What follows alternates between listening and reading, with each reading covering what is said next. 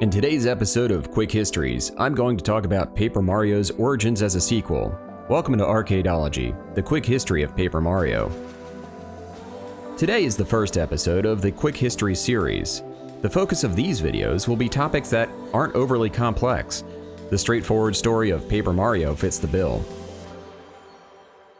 Paper Mario began its development in 1997, and Nintendo asked Intelligent Systems to design it.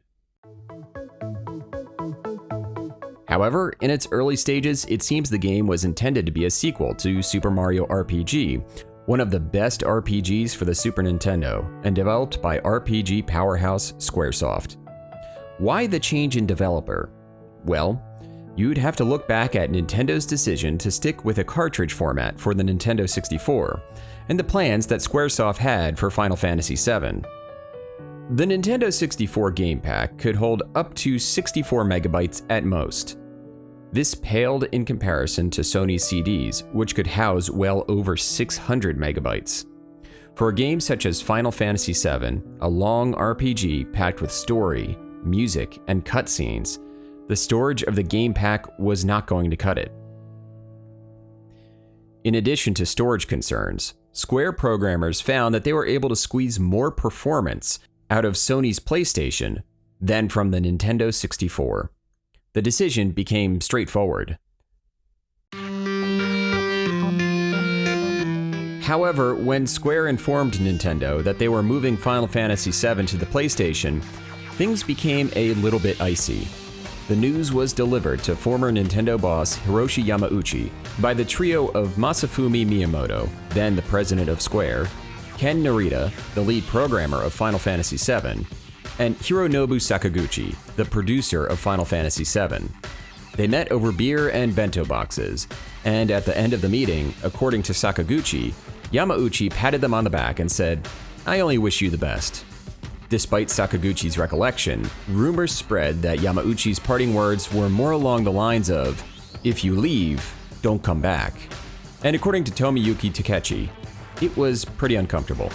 There were about 4 or 5 years where we couldn't really talk with Nintendo. We didn't have a friendly relationship with them. For apparent reasons then, Nintendo would not ask Squaresoft to develop the sequel, despite their previously stellar work. In stepped the developers of Fire Emblem, Intelligent Systems. When IS began their work on the game, they were having real trouble wrapping their minds around what the look and feel of the game should be.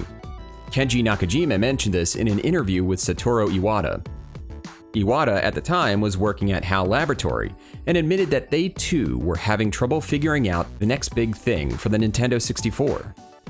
Eventually, Intelligent Systems split into 3 different teams to brainstorm the aesthetic for the game. However, during some downtime, it would be a junior designer named Naohiko Aoyama that would create the vision that inspired the game.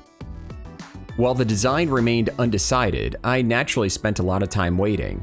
Then, during that free time, casually for my own interest, and totally apart from the course the team was taking, I made a rough image.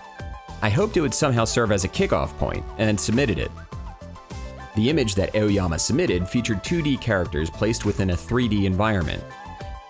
The picture was dated March 5th, 1997. This picture book style for the game would be what Intelligent Systems would use for the art style. One of the ideas was to create an RPG experience aimed at a younger audience. In an old Nintendo Online magazine interview translated by the website Games in Japanese, Nakamura had this to say about the age range for the game. "I'd say the target age is first grade and up. There's quite a bit of text, but only kanji through the 2nd grade level is used. We're also aiming to make the content easy to understand. The puzzles are much easier when compared to something like a Zelda game, so elementary school students should be able to solve them without getting stuck." For a time, Nintendo intended to release the game on the 64DD peripheral for the N64. The peripheral stacked underneath the console. The 64DD used 64 megabyte rewritable magnetic discs as its media, and if you grew up in the 90s like me, these discs were similar to that of a zip drive. This media, however, was still significantly smaller than the CD-ROMs that Sony was using, so you might be wondering what was the promise of this peripheral. The idea that the 64DD disc was rewritable would allow for programs like Mario Paint to thrive. There was a whole series of Mario Paint-like programs called the Mario Artist series, slated for release for the 64DD. Additionally, the 64DD would have added modem access to the N64.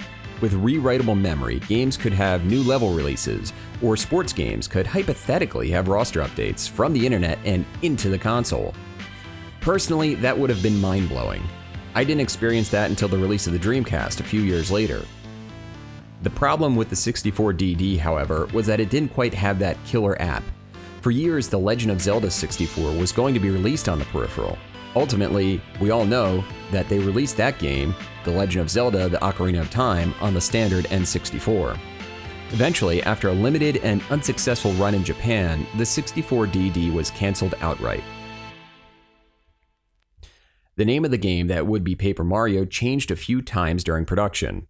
According to the artwork that Aoyama submitted, it looks as if the game was known as Mario RPG 64 while it was in early pre-production.